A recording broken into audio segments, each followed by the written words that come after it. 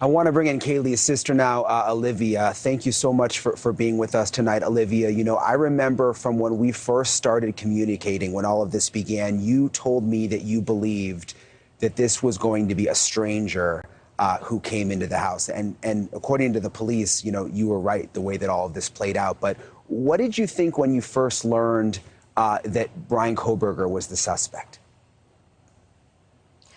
I think we always presume, you know, innocence. I don't think it really hit me until the affidavit was released and I was able to kind of read that and process that. And then you not only have a name and a face, but, you know, the beginnings of a case against him.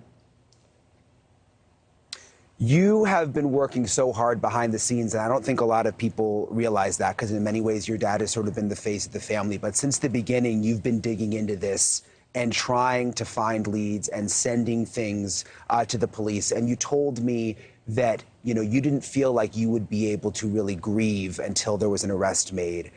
Do you feel like now you're able to do that? I think my family as well as myself are starting to get there. And it's kind of an odd time to do that, being that we still have such a long road ahead of us. But the relief that we all felt having a suspect in custody was, it was like, I can't even describe it. Like the weight of the world was lifted from our shoulders.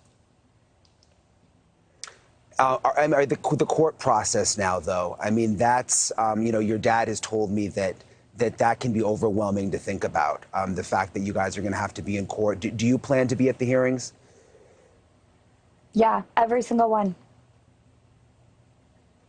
One thing back to the affidavit that I think a lot of people were surprised by was the fact that one of the roommates was awake when the killer walked by, and that the 911 call wasn't made until hours and hours later.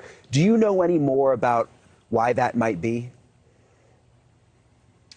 I don't have any other information for that. I do know Dylan is really young, and she was probably really, really scared. And until we have any more information, I think everyone should stop passing judgments because you don't know what you would do in that situation.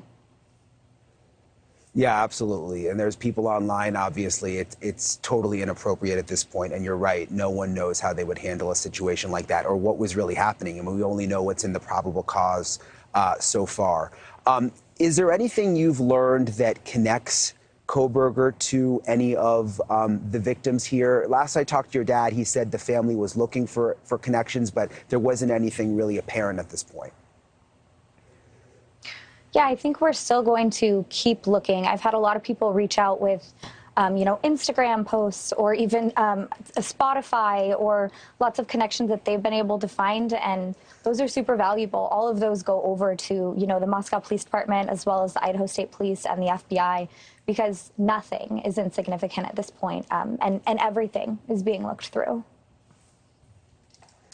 There's this feeling that many have shared that perhaps Kohberger was watching the interviews, was in the Facebook groups, was on Twitter. Do you get a sense that that might be the case, that he was almost watching all of this as it played out?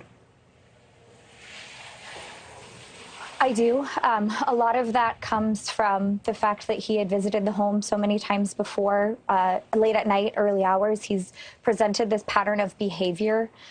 He went back to the home the morning of, before police had been called, I think to see if his circus, so to say, had started to unfold. And I think that he would not have been able to refrain from engaging with the online communities, the theories, the conspiracies, and everything in between. How did you first find out, Alivea, that there was an arrest? My mom actually told me.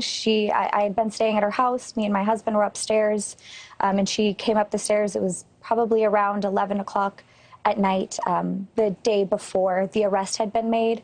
At the time, we didn't know what state, and we didn't even have a name. We just knew that a suspect was in custody. Thank you for watching. Go to newsnationnow.com to find News Nation on your television provider. And don't forget to click the red subscribe button below to get more of News Nation's fact-driven, unbiased coverage.